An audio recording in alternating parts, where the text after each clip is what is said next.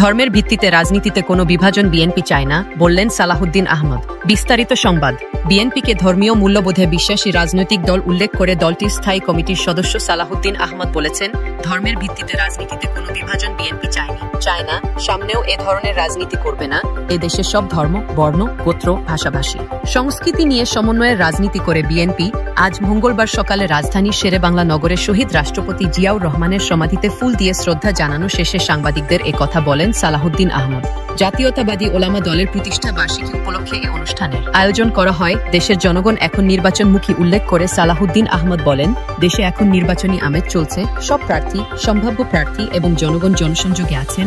এ অবস্থায় কোনো দল যদি বিভ্রান্তি সৃষ্টি করে নির্বাচন অনুষ্ঠান বাধাগ্রস্ত করতে চায়, তাহলে জনগণ তাদের চিহ্নিত করবেন, রাজনৈতিকভাবে তাদের প্রত্যাখ্যান করারও সম্ভাবনা আছে। গণতান্ত্রিক সংস্কারের মাধ্যমে শক্তিশালী গণতান্ত্রিক রাষ্ট্র প্রতিষ্ঠার লক্ষ্যে আগামী জাতীয় সংসদ নির্বাচনে সবাইকে অংশ নিতে হবে বলে উল্লেখ করেন সালাহুদ্দিন আহমদ। তিনি বলেন, বাংলাদেশে গণতান্ত্রিক উত্তরণের প্রক্রিয়াতে বাধা সৃষ্টি করতে কেউ ষড়যন্ত্র করছে।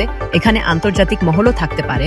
আনুপাতিক প্রতিনিধিত্ব পিআর পদ্ধতির নির্বাচন ব্যবস্থা প্রসঙ্গে তিনি বলেন, পিআর পদ্ধতির মাধ্যমে কোনো স্থায়ী সরকার ব্যবস্থা প্রতিষ্ঠিত হয় না, কখনো সংখ্যাগরিষ্ঠতার ভিত্তিতে সরকার গঠন করা সম্ভব হয় না।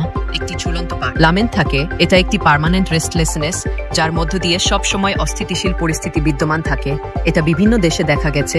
দেশের মানুষ পিআর পদ্ধতির বিপক্ষে বলে দাবি করেন সালাহুদ্দিন আহমদ। তিনি আরো বলেন, একটা জরিপে 56% মানুষের পিআর পদ্ধতি সম্পর্কে ধারণা নেই বলে জেনেছেন।